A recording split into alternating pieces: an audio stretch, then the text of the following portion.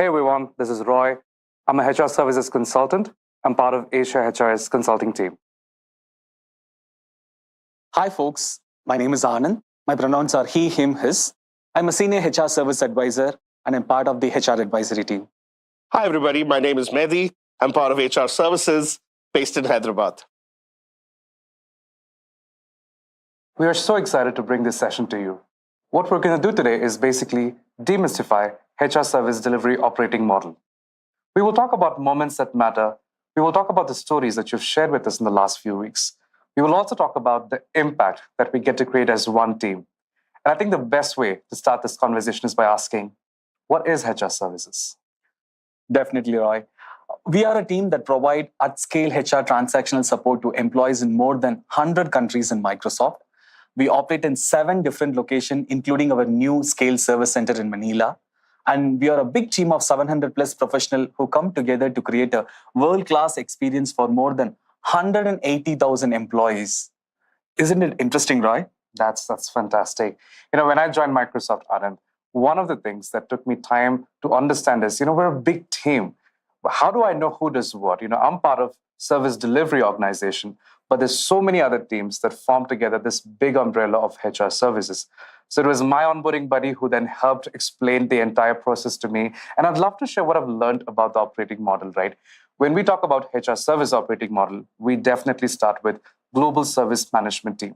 Now, this is a team that reviews all the policies. They create personalized and scalable processes. For example, if there's a new policy on benefit, it's this team that puts together a structured process and a readiness material around how to respond to employees when they inquire about the new policy. And once this team has fully aligned on the process structure, it then comes to service delivery organization to use that structure and provide support at scale. Great to know that you have a great onboarding buddy, Roy. I also wanted to talk about one of the teams that is a big part of HR services is HR DNA team. So as HR professionals, we are a custodian of employee data. So it is so critical for us to be intentional about how do we use the data, right? And what do we do with the data? So in DNA, we have enterprise data mastery, which looks into the data rules, data management, PCN management. And this team also helps set rules in terms of job title, taxonomy, which sort of then empowers managers to create a clarity for the employees to identify where their role actually fits in the larger ecosystem. And we have another team which is like data integrity, which focuses on the data health by centralizing the audit and then adding controls and then checking the health of the system. And they also manage upload support for rewards, which is very vital and critical. And also the fiscal year rollover process. Anand, when we talk about data, we need to talk about payroll. Within DNA, we also have pay data team that specifically looks at payroll aspect, optimizing wage types, looking at how should data be captured in the system. How do we reduce things like Excel when we are sharing payroll files to our partners? Another important part of DNA is modernizing operations. This team looks at optimization opportunities end to end. DNA has so many incredible charters that focuses on data. I totally second it, Roy. Another team that is super fundamental to our success is business excellence team. So which continuously helps build business continuity muscle. This team also helps us relook at how do we store digital assets? How do we store and handle personal data? And how do we look at accessibility? And they also help us with the risk and compliance. And we also have the business portfolio management team that helps us look at the capacity, readiness, global portfolio management, and setting the objective and key results. Thank you for sharing that, Anand. We also have HR Digital Employee Experiences team, HR Digital Strategy Innovation and Architecture team, Viva Product Development team. But we'll talk about these teams in detail another day. Today, we'll talk about Digital Transformation team, which executes and delivers all HR digital initiatives. This team helps build that roadmap of what technology should look like for HR. And they manage several projects like Project Cartier, which is to do with time and attendance, Project Hermes for mobility, and modern support experiences, AVA, CRM, the things that you and I use on a daily basis.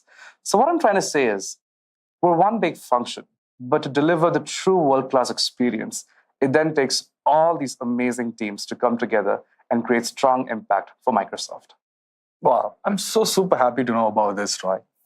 Maybe I know today we are going to double click on HR services. And HR services is pretty huge by itself. How do you then break this down for us? Thank you so much for that, Roy and Anand. I think that was really a fantastic overview of then how HR services works. What I want to do now is basically take a click down into HR service delivery. One of the questions I get very often is, who does what and why? Right? So I want to just break this down into 4 segments, which should be easy for you to remember and easy for us to understand then as well. So firstly, when we kind of look at then our regional service delivery model, we have then regional services being provided for the Americas out of Mexico City, for Europe then out of Prague, for IMEA, APAC, and ANZ out of Hyderabad, and then also in country for both GCR and then Japan as well. What are these regional services?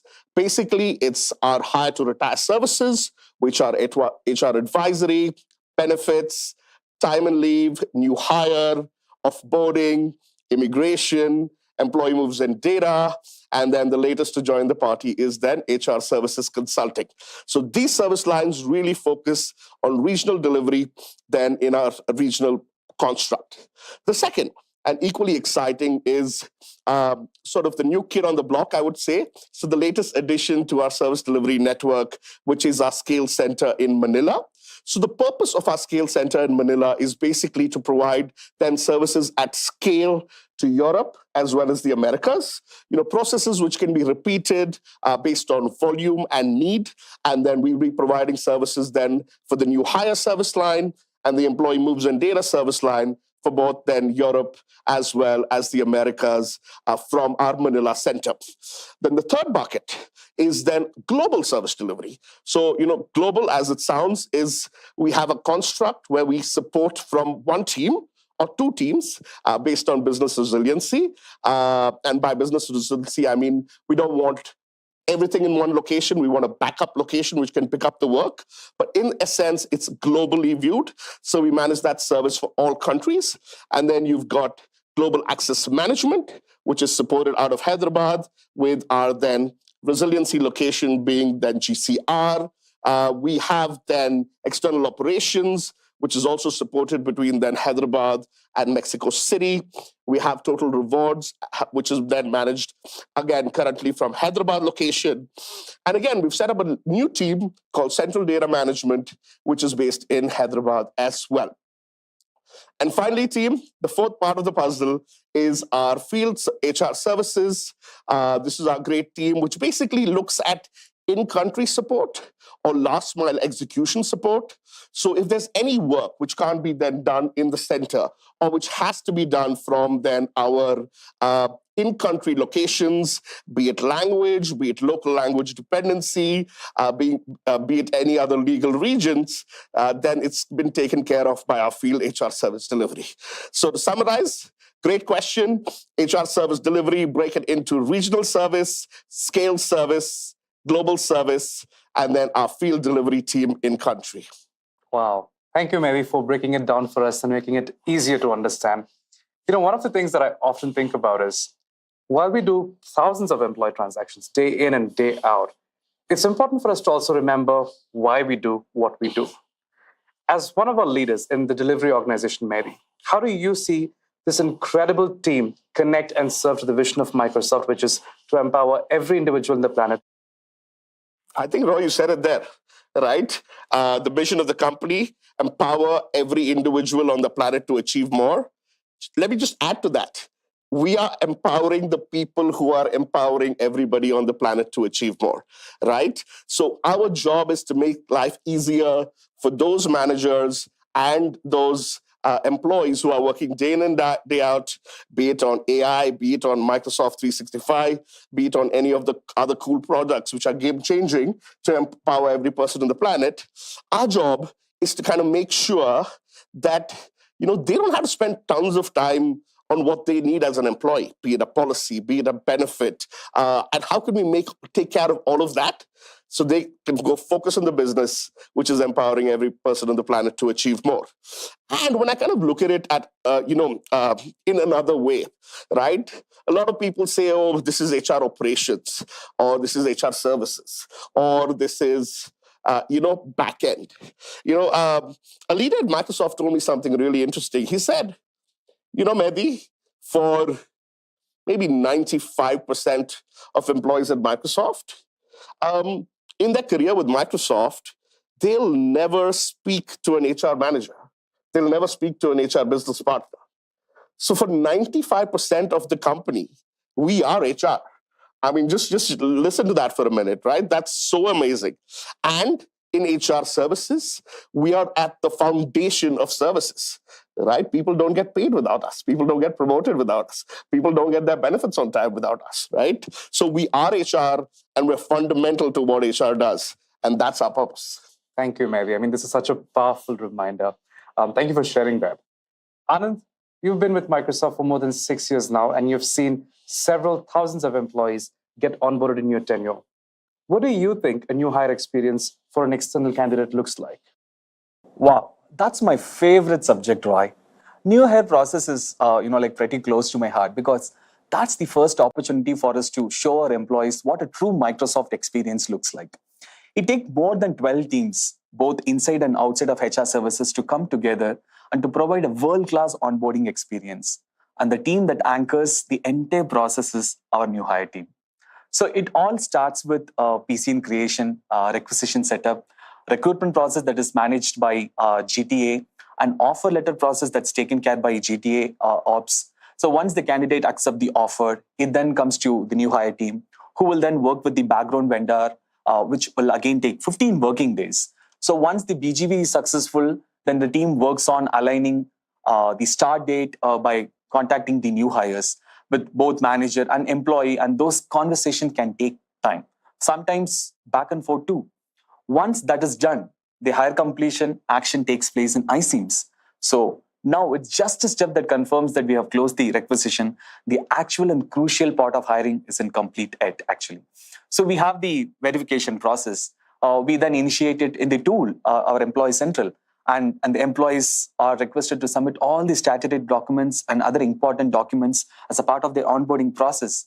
So once the employee completes the documentation, we finally verify each information to ensure there is no confusion post-hiring. And wait, it still doesn't stop there.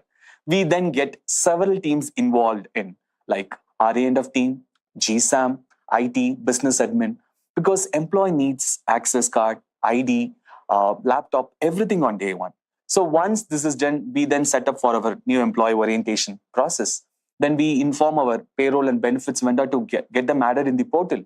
And we only get 7 days between the background completion and the start date to anchor the whole process. So our new hire team's responsibility is to ensure nothing gets slipped through the crack while working with 12 different teams. So while we do all of this, the last thing that we want the employee to be worried about is how many teams do they need to speak in order to get their things done. For them, it is only one team, which is the Ask HR team. So it's not about setting them on the system, but it is about being there for them right from the offer accept stage all the way through their onboarding completion. Very well said that, Anand. Thank you for sharing that. And when we help onboard the best talents at Microsoft, it's that even more important to take care of them. And that's where employee support experience standards come to my mind, which is empower me, help me, advise me. We're not just focused on building capability within ourselves as HR services, but we're continuously empowering our employees to get more work done at less time by using the right tools that we have in place. Did you know 1 million tickets get created each year in HR service delivery? That's a massive number.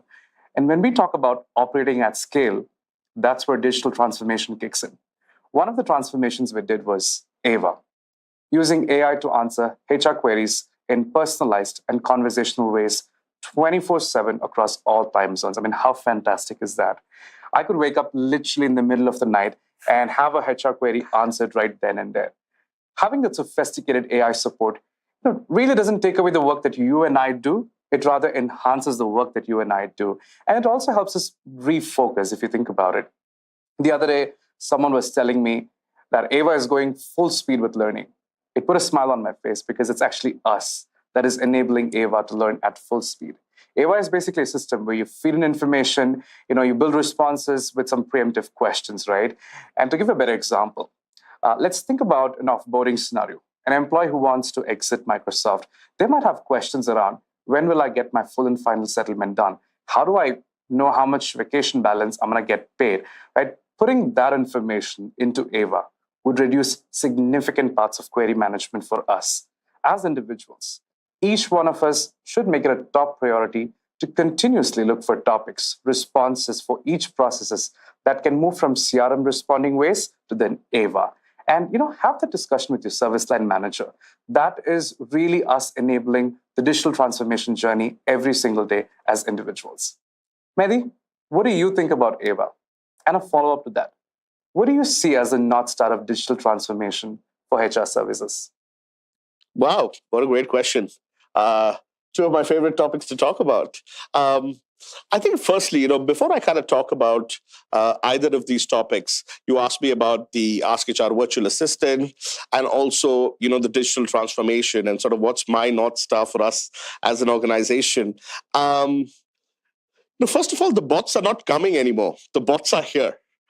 Artificial intelligence isn't coming. It's part of our life. Like, it's so amazing. Last week, I'm sure you saw Microsoft announced, how we're sort of bringing Bing back. I want to say back from the dead, but I didn't say that. I just did. But in a way, it's true, right? Like, Bing has been obsolete for a long time. And now to actually see us re-energize that with artificial intelligence and some of the goodness we're seeing with ChatGPT, how exciting is that, right? So the bots are not coming. They're here. AI is not coming, it's here, and it's a huge part of Microsoft. Now, to your specific question about the virtual assistant, about 2-3 years ago, the conversation really used to be, wow, we're handling, 100,000 cases in HR advisory. Every month for India, we get about 6,000 cases. For the USA, maybe 10,000 and different numbers. And we're handling them at an NSAT level of 180, a DISSAT level of 5%. It's great. Don't get me wrong. It's fantastic that we're performing great. However, the question has changed, right? The question now is actually not, wow, we get so many cases. The question is, why the hell are we getting so many cases? What's it going to take to reduce that 10,000 to 2,000? And I think that's where the virtual assistant comes in. And that's where it's so exciting, right? I almost look at us as boticians, right? Where we're going to take care of the bot. I'm serious. We have to look at feeding the bot, taking care of the bot, constantly upgrading the bot, and making the bot as beautiful, and by beautiful, I mean efficient, intelligent as possible. And that's through constant reiteration, right? The more we do that, the more intelligent it becomes, the more employee inquiries it can feel at the first stage. So, right now we're talking about HR advisory. The virtual assistant is going to be everywhere, not just in HR services, in HR. And it's a super exciting journey. And I think we have a huge part to play because, like I said, we're writing content, we're training the bots, we're refining knowledge. It's super exciting. And it's going to be a big part of our journey then over the next sort of 3 to 5 years and onwards. All right. Now, when it comes to what, excites me about the future, the North Star I see for HR services, very recently, Chris kind of announced then a new team in our HR services organization, which was a team looking at digital strategy and architecture. Right? And, that excites me so much personally because, right now we're a support function. We support then employees and managers at Microsoft. We support HR at Microsoft. But with this new team, the thought process is, why can't we look at Microsoft products and solutions and work with our business partners, our IT partners to sort of test them out, dog food them from an HR point of view and look at, can we create any solutions which we can actually not just use ourselves, but leverage to use in the market, right? Why can't we look at Dynamics, for example, to look at then launching some of those solutions as an HR offering in the market? So for me, that evolution, and it's not that far away, we're in 3 years, 5 years, 7 years, we'll be looking at being a part of that journey where some of our product could actually then be things we want to sell and market. Personally, and everyone's answer is different, but personally, that excites me hugely. Thanks, Mehdi. I always get super excited when we talk about digital transformation in Microsoft. We started off as JHRO, then we became a regional service center. In addition to the regional, we also have global teams like global access management, rewards, external operations, and now we have our new scale service center at Manila. Our operating model has continuously evolved year after year. And we talk about volume to value. That one team that comes to my mind is HRS consulting. So, what does consulting with HR services do? Thank you for that question, Anand. Let me share that with an example. When an employee say they are going through a personal situation in their life and they need to take some time away from work to maybe refocus or get their health back on track. Not every employee would have sufficient leave balance to do that. So from an employee well-being perspective, Microsoft has several options. And one of that is leave of absence, which allows the employees to unplug and focus on them or their family, or basically disconnect from work for a particular amount of time. Now, when an employee reaches out to ask HR inquiring about PLOA, personal leave of absence, that's when consulting team immediately steps in, connects with the employee, creates an environment where employees can trust and share what's really going on. And we partner with the business to then help enable that break for the employees. In situations where it's an extended medical issue, we assure the employee that we're going to do everything possible in our capacity to support them during this difficult time. We also partner with external medical professionals to review the medical documents of the employee. We make sure that we do this in privacy compliant ways so that information is not viewed by someone who is not supposed to see it. We let the medical experts explain to us what the employee is going through and how we can support them as a business during this difficult time. We take that up, we consult with the business, we provide them clear context on how we can support the employee. We also coach the business to have strong backup plan. We align with the employees on when they can expect to return so that the business can put a temporary plan on how the projects are going to function. The work doesn't end there. When the employees come back, helping them settle back into the role becomes super critical. When employees come back from LOA, we help them gradually return to work. The return to work policy changes country to country, but as a HRS consulting team, we do our best to make sure employees feel 100% okay to come back and do what they love doing. While we're having all these conversations, Anand, it's super important for us to then balance business priorities while making sure that we put our employees first, no matter what. And as we continue talking through the work that we do in service delivery, another thing that comes to my mind is how do we provide support for services that requires in-country local presence? Some things that we cannot centralize and do it in service centers. How do we manage that? Yeah, that's exactly where our HR field service delivery comes into picture.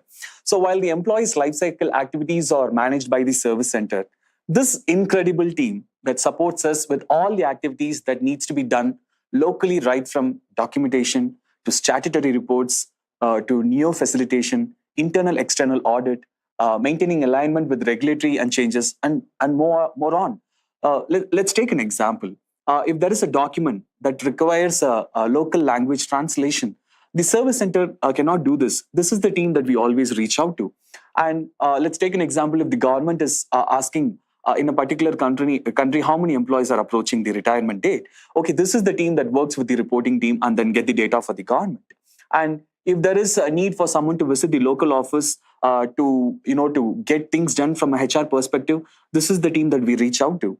And also, this team also acts as a bridge between GeoHR and the service delivery team in driving any policy, process, or any statutory changes. So when we talk about providing end-to-end HR support at scale, then definitely we should take into consideration the local nuances, right? So that's exactly why where this team adds so much value to the work that we do. That's lovely, Anand. And Mehdi, when we talk about end-to-end HR support, it's also important to provide clarity to employees on how a certain process looks like from the beginning to the end. When we create clarity on the processes, on the timelines, it then becomes so much easier for our employees to know what they're supposed to do, and most importantly, when they're supposed to do it. In service delivery, we always talk about creating clarity. How do you look at this? Wow. What a great question, Roy. Creating clarity. It's a deep topic. I want to talk about creating clarity, but I also want to talk about moments that matter, right? last year as part of a move, a bunch of us shifted, including me, from Chennai to Hyderabad. That's then shifting between one city and another in the country, and it was complex. And I also, in Microsoft, if I want to take another example, shifted then, did my international transfer from Mexico City to, again, India about 3 years ago. Now, when I kind of think of moments that matter, these are big moments in an employee's life, big moments then in the life of a family, right? And at that time, having absolute clarity of what my next steps were is super important, right? So, in this example, which I took, shifting from Mexico City to then, Chennai, India, at that point of time, it starts with, so many teams and so many parties involved. It starts with GTA rolling out the offer. Then you have the immigration team providing support from an immigration perspective. Then you have a mobility team advising on relocation. Then you have the payroll team, because obviously the pay is going to change. Insurance needs to be taken care of. Benefits need to be registered in another country. If there's any challenge in the transfer, the receiving manager and the sending manager need to sync. And then, of course, the employee data and moves team within HR services needs to be involved. So, with those 8-9 teams getting involved, and we handle, I don't know, hundreds of transfers, right? But for me and my employee, that one transfer was my moment of truth, right? And that's why creating clarity and having absolute excellence in this complex process is super important for us, because one misstep there can have huge consequences, right? I'll give you a small example. Like, when we are, for example, providing information to the recruiter, saying, how long would it take to get that visa in India? And let's say it takes 6 months. And by mistake, we misread a DTP, we're not careful, we look at another country's guidance and issue it for India. And instead of that 6 months, we say 2 months. That just spirals that whole process out of place, right? In that situation, you'd have an employee who might have resigned a previous job, unemployed for 3-4 months. You might have an employee in a new country without medical coverage for themselves. You might have an employee taking a break in employment just because we gave a small wrong information. So that's why the clarity we create and making sure that we have set the right expectation at the right time with lots of empathy and lots of precision is super important in every process we do. But in some of the more complex processes, like I just explained, it is critical. Yeah, maybe. That's a huge process. I'm so proud of the work that our team is doing. So one of the interesting thing, Roy, that you talked about was LOA. How does LOA play out when it comes to rewards? That's something that I'm always curious to know about. Data accuracy is fundamental to rewards.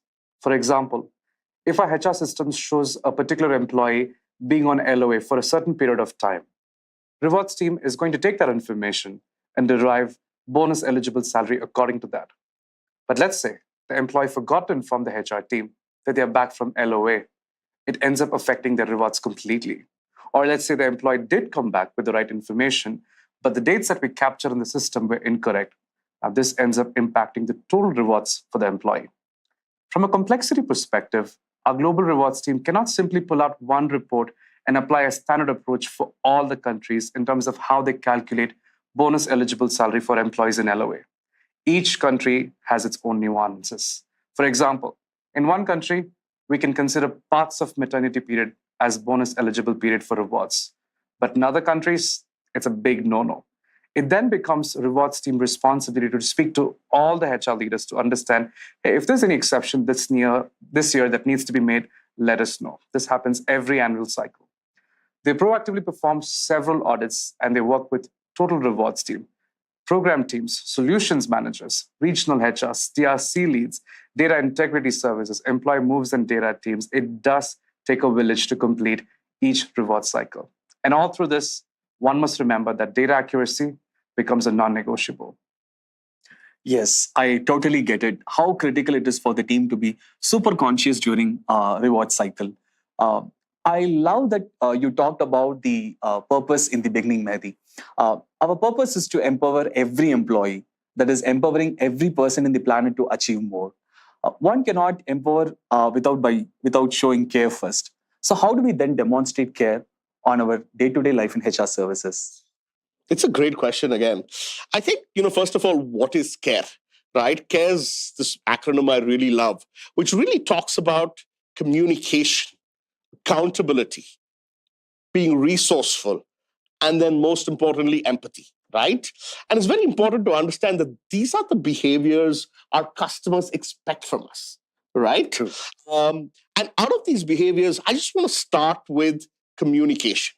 Communicate effectively, right? We have to make sure that the employee knows that they're important, their inquiry is important, or their situation is important, and also our understanding that each circumstance is unique, right? Secondly, is have we understood everything the employee said? Sometimes it's not just about what's in email, right? The biggest skill is about kind of also answering what has been left unsaid or what is going to be a follow-up question. Big part about communication, right? How can we make sure we're providing accurate, complete, empathetic responses using a warm and relaxed tone? And basically making sure that we're paying attention to the employee cues, right? What type of language are they using, right? Either in their email, their phone call, Teams chat. What is the sense of urgency? And that tone and understanding that tone, and also using that same tone, make sure that the employee knows that you're understanding their sense of urgency, their expectation. And finally, with communication, guys, more is good, right? Frequent updates, making sure, even if you don't have an update, saying, you know what, leave this with me. I continue to work on it, right? That's exactly what an employee needs. And it's so important, communicating effectively. Thanks, maybe. I also like to add on top of that taking accountability and being resourceful is also, is one of the way that you show care to the employees, right? So what I mean by that is like my 6 successful years in Microsoft is one of the key success is because of being accountable of the work that I do, and there are something that we have to be always mindful about when we take care of the accountability part.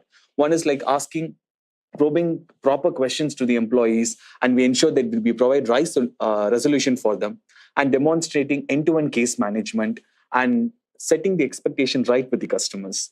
And third one is like explaining in clear and conscious manner so that the time that you take to resolve the case is very prompt, and whenever there is a follow-up that is required, please do it gracefully with the employees. And next one is whenever there is a help that is required, so feel free to reach out to your colleagues or your manager, and proactively protecting the data privacy, again, by applying the privacy by design principles. And next one is being resourceful. So when we talk about being resourceful, identifying the correct team or person to resolve the case. So we have this one thing in HR advisory. When we get a case and we don't know what to do with the case because we don't have the proper knowledge, we go, ask for data, like information from multiple teams, MSW, HR web, and then when we find an answer for the solution, for the question, that is where we feel more success. Likewise, collaborating internally with the multiple teams. This is also, one of the main point of being resourceful. And then performing a thorough handoff, actually. And triaging is a key for, services business. And, ensuring the case is not misrouted. And then the notes that you updated in the CRM. Okay, so it is helpful for the other advisor or other partner who is actually handling the case so that, they would be able to provide end-to-end proper resolution to that. And third one is like, being enthusiastic and knowledgeable about the Microsoft process, and then leaving a best impression with the employee. I really love the fact that you spoke that 90% of the employees in Microsoft does not talk to the HR manager or the HR business partner. For them, Ask HR is the HR. So I think it is always good to leave that best impression for the employee so that when they have any HR related queries, they always reach out back to us. And finally, utilizing the available HR resources, be it HR Web or Global Process Repository, and then troubleshoot cases before reaching out to manager. And last but not least, when you find that you are in trouble, or when you find that employee seems to be upset, or like your case has multiple activities, feel free to reach out to your buddy or your colleague or your manager. So these are all something I think we have to be very considerate about, like being resourceful and taking accountability. Thank you for sharing that. So that's communicate effectively, show accountability, be resourceful. And I think it finally then comes down to be empathetic, show empathy. And what I mean by that is personalized responses with meaningful content. Always use positive language that shows that you understand the way the employee feels or is impacted. Put yourself in the employee's shoes. Demonstrate an understanding of the question or issue from an employee's perspective. Making sure that we have checked all the employee information and history available in internal resources, Employee Central, SAP, before actually going back to the employee. Anticipating customer needs and approaching the situation holistically, I think that's fundamental. Entering relevant, accurate, easy to understand case notes. When we're passing a case from one team to another team, we don't want the second team asking the same questions that the first team has asked already. And finally, ensuring that any proposed solutions or outcomes are achievable as presented. Providing status updates, even if we don't have an update, going back to the employee, letting them know that we're still looking into it, and fulfilling all the follow-ups with the employee. I think these are super important when it comes to care element. Going back to the conversation around the scale of this team, one of the things that I realize is that we continue to evolve. We never stop. And that means incredible learning opportunities. I mean, one can start with new hire, go to GAM, offboarding. I mean, there's endless opportunities. So Mehdi, what would you say to someone who is looking to build a career in HR services? Wow, what a great question, Roy. And let me not answer this traditionally. Let me put both of you on the spot for a second. I mean, if I just look at both you wonderful gentlemen who are making your career with HR services at Microsoft, your journeys are different, right?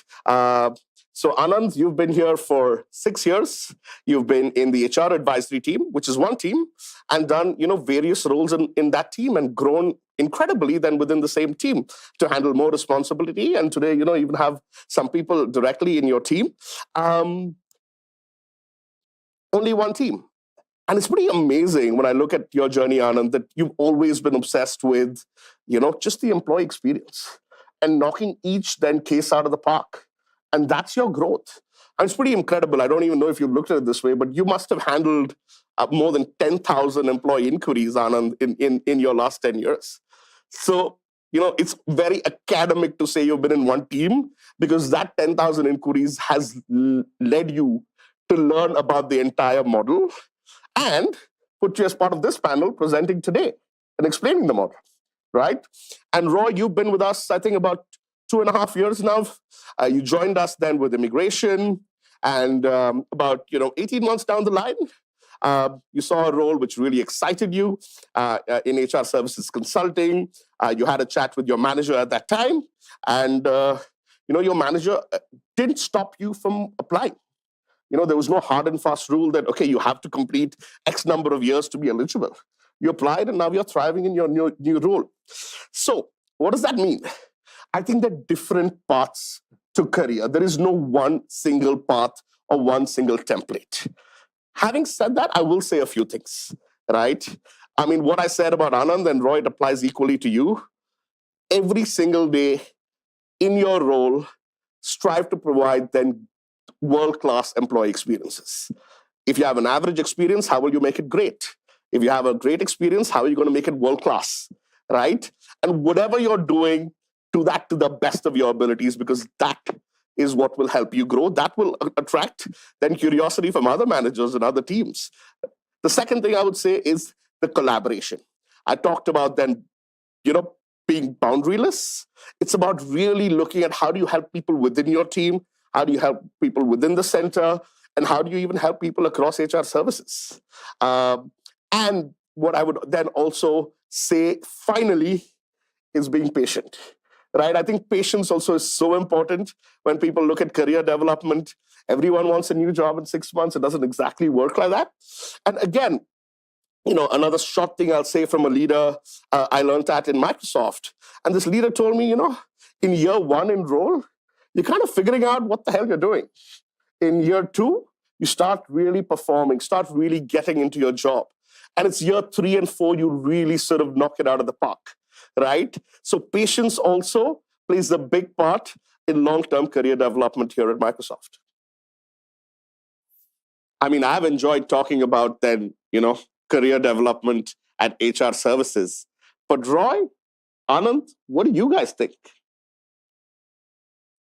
That's so positive, Magdi. I totally love it hearing from you.